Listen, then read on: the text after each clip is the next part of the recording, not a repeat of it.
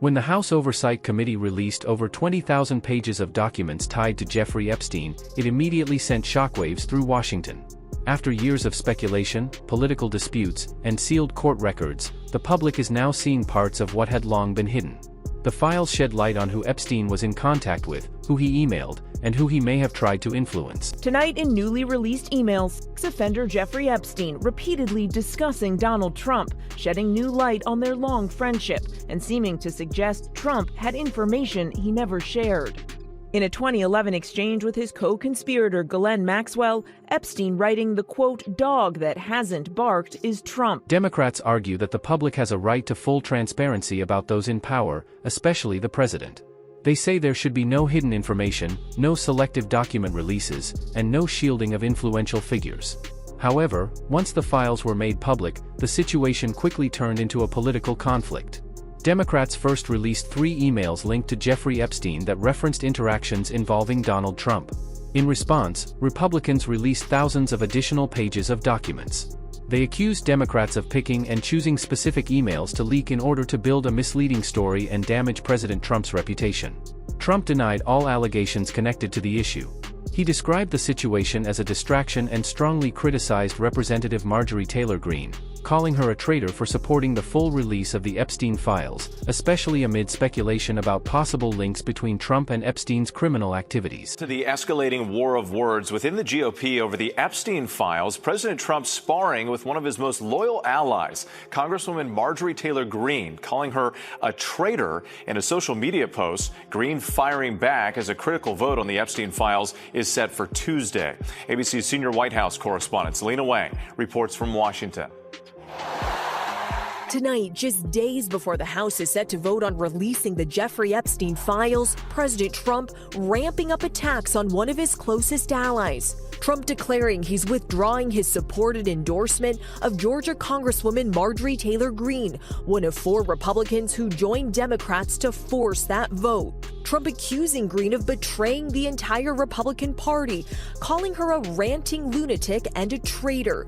Greene firing back, questioning why the president is fighting so hard to stop the files from being released. The president even suggested he'd be open to backing a challenger to her seat in Congress. I'm no longer much of a fan. Greene punching back today in a series of social media posts saying, quote, "I never thought that fighting to release the Epstein files, defending women who were victims of rape, and fighting to expose the web of rich, powerful elites would have caused this. But here we are."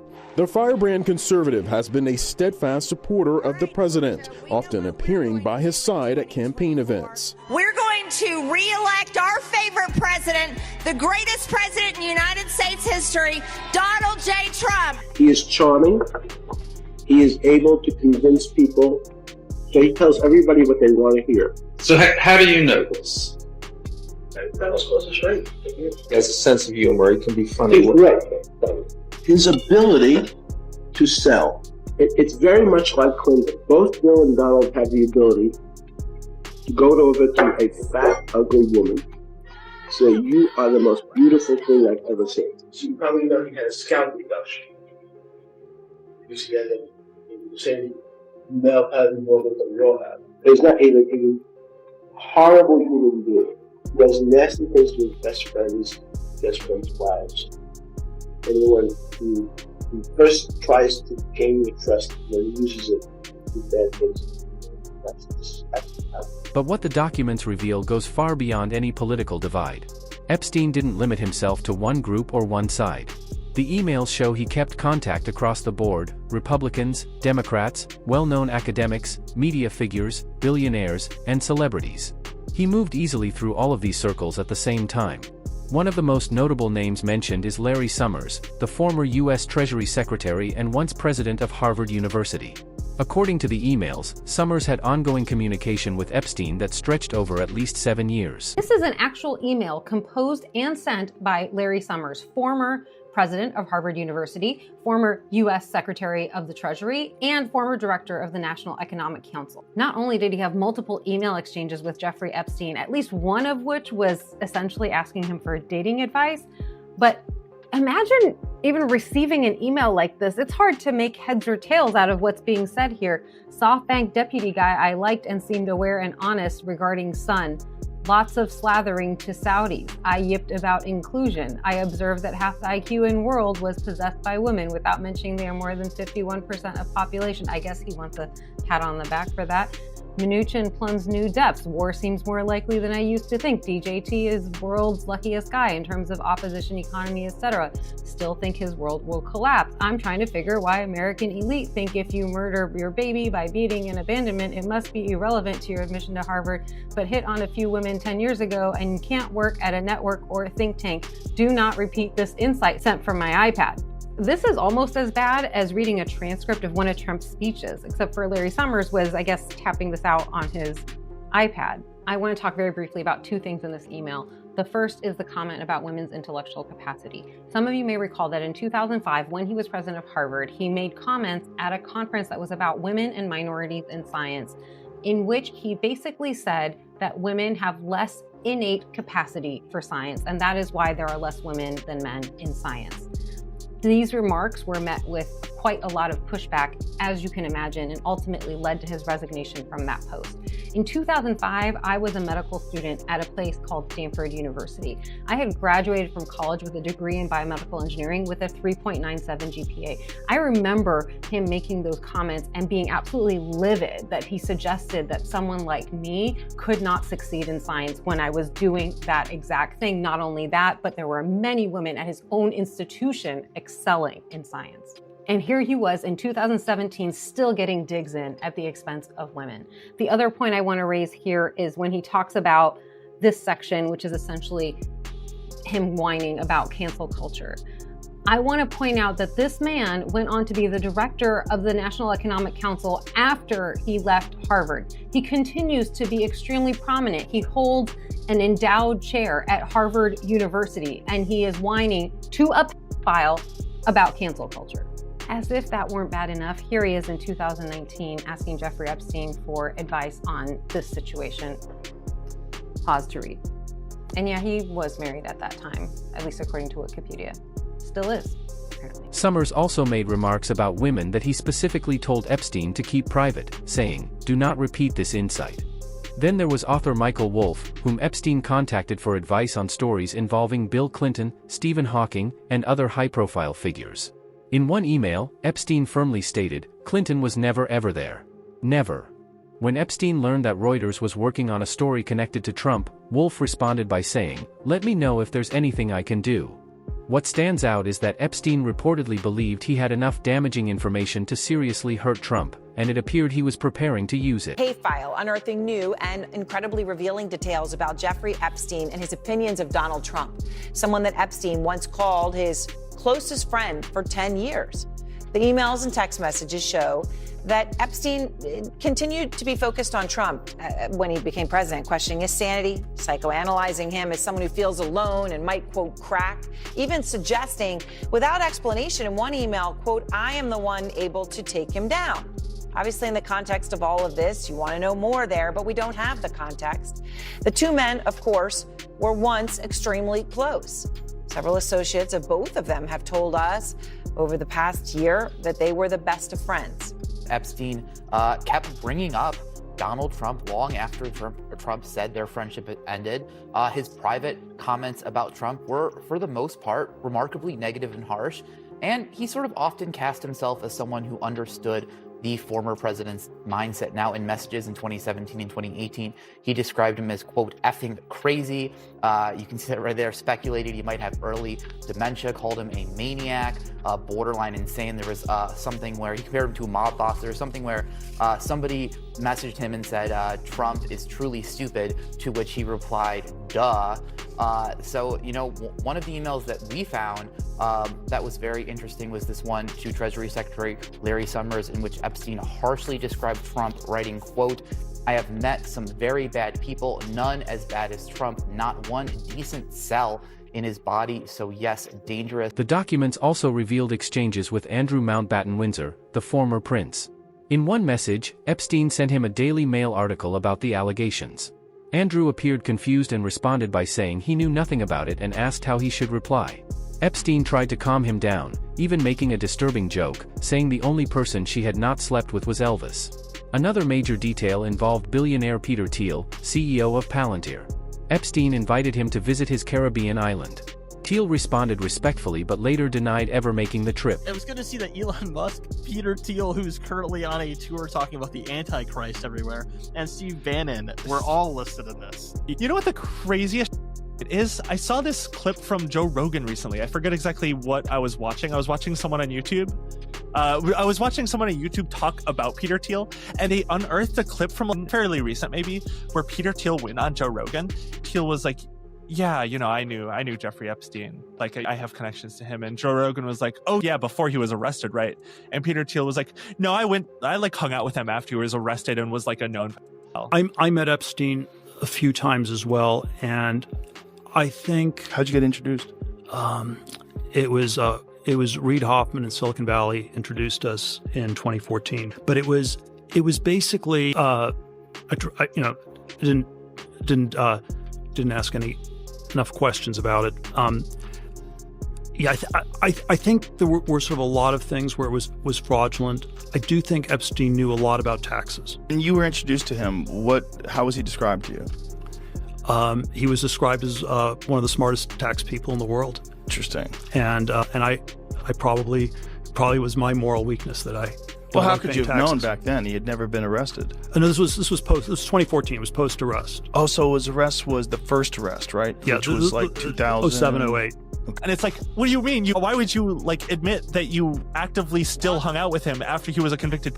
This is crazy. Peter Thiel has often been the subject of speculation regarding his ties to powerful political and foreign influence networks in the United States.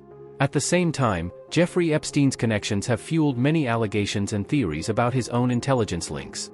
These claims remain highly debated, but they continue to draw public attention because of the circles both men moved in, even after Epstein's conviction. Investigative journalist Whitney Webb, known for her reporting on America's military-industrial complex and elite power structures, has also examined Peter Thiel's political influence. She has discussed Thiel's significant role in supporting J.D. Vance's rise in national politics, highlighting how major financial and political backing can shape modern leadership trajectories. Really, the name that's most important as it relates to Vance is going to be Peter Thiel. As people have noted, Vance worked at Mithril Capital, where Mithril, by the way, a big investor in the stablecoin issuer Paxos, which plays a pretty big role in the piece we'll be discussing later. And Mithril, from Mithril, he went on to be involved with some of these other VC funds, one tied to an AOL co-founder, one of them receiving a lot of money, this Rise of the Rest fund. It was heavily funded by people like Jeff Bezos and the Walton family from Walmart, who, if you're familiar with the Waltons, are very tied up historically with the Clintons, specifically Hillary. And then, from there, he's his political career, a lot of Thiel involvement. Once again, a lot of donations from Thiel and other members of the so-called PayPal mafia, like David Sachs and Elon Musk, of course. Being a big, part of the fundraising apparatus, as are some other companies that Thiel helped create, like Palantir, which is now part of this super PAC with the Winklevoss twins and Elon Musk. And then you also have Joe Lonsdale, who's a Palantir co-founder with Peter Thiel, joining that. Whitney then explained why she believes this is troubling news for Americans. She talked about claims that Peter Thiel and Palantir are working on military surveillance systems that could end up being used to closely monitor ordinary citizens. Why is this bad? I could probably go on a rant for a very long time about Peter Thiel, so I'm just going to try and condense it. I've been reporting on him and specifically on Palantir for a very long time. If I would encourage people to look at those reports, because it's very clear that Palantir was expressly created by Peter Thiel and Alex Karp to be the privatization of this program they tried to launch after 9/11 at DARPA, that was called Total Information Awareness. Pretty sure, Marty, we've discussed it before. And Total Information Awareness was basically to create a giant data mining operation that would be combined with artificial intelligence for the purpose of basically creating a pre-crime society, not just predictive policing, but also predicting pandemics before they happen. and bioterror attacks and terror attacks before they happen. And since then, it's been, privatized as Palantir. Palantir's done all of those things. During COVID, they were trying to predict COVID outbreaks before they happened by surveilling wastewater in conjunction with HHS. They've done predictive policing programs all throughout the United States. They're a contractor with pretty much every intelligence agency.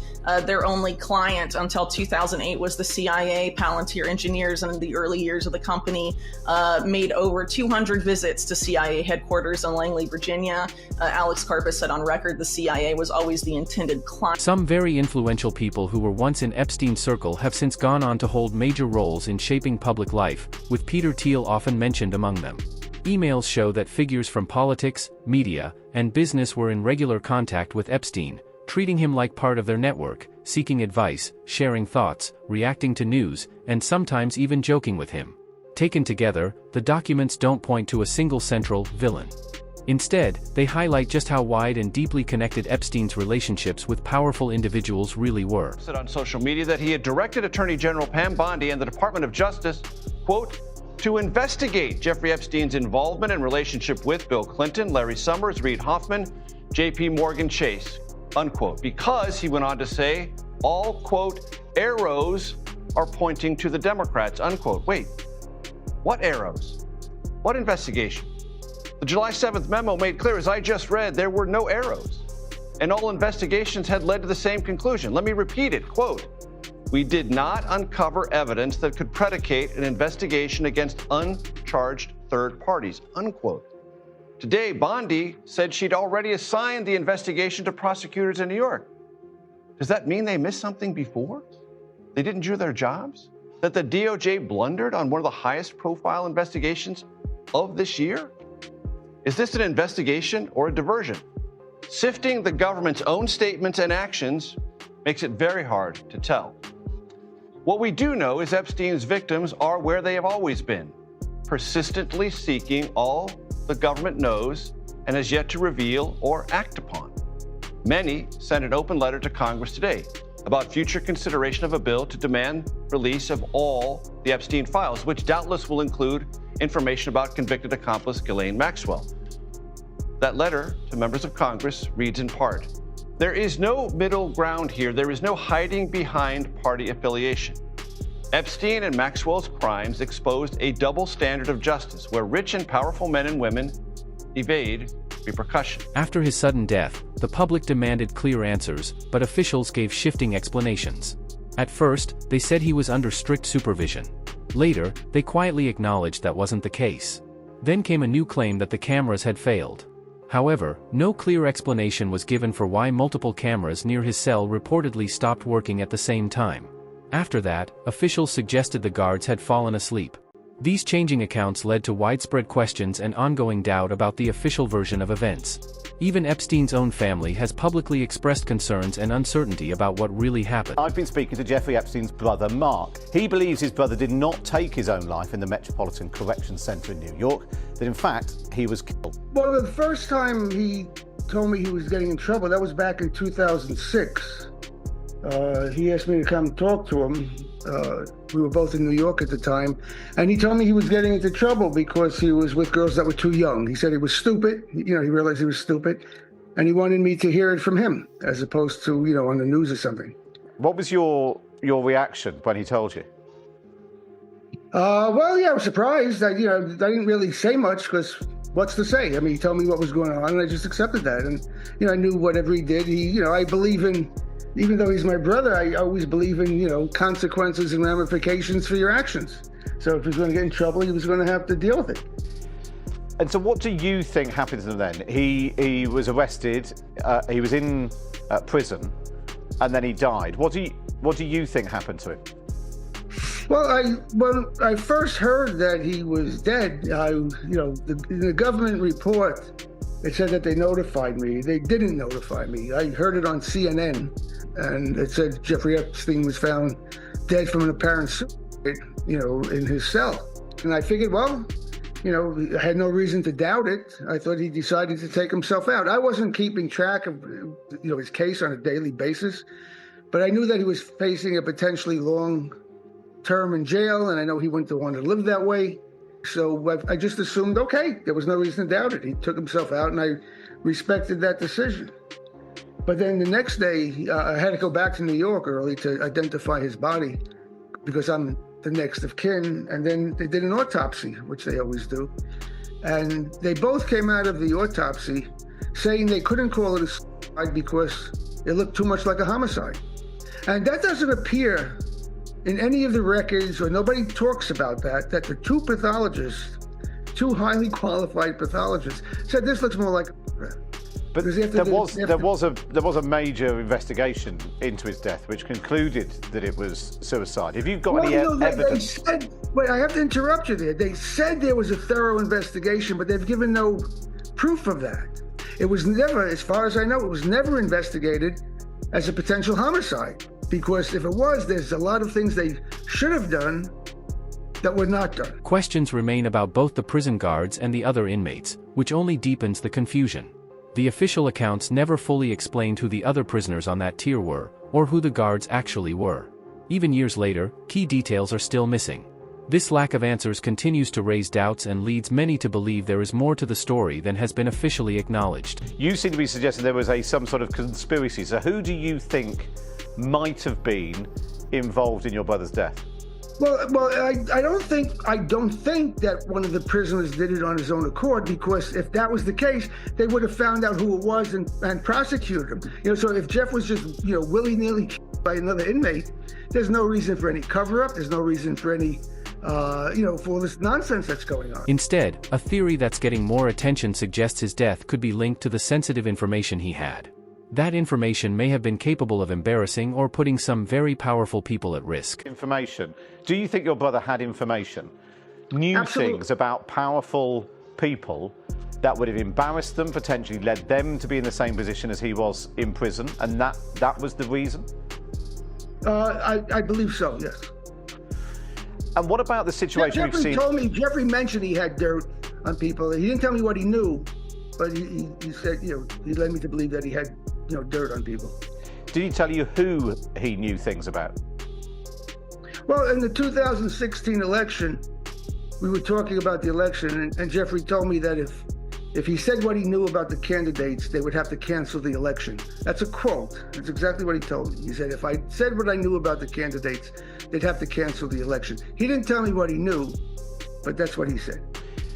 Well, clearly Donald Trump was one of those candidates. Tell us about the relationship as far as you understood it. How close were your brother Jeffrey Epstein and Donald Trump? They were very close. They used to fly in each other's planes. Donald Trump was in Jeffrey's office many times, and there's witnesses that could testify that they saw Trump in Jeffrey's office. So I don't know why he said he was never in Jeffrey's office. That's just a blatant lie.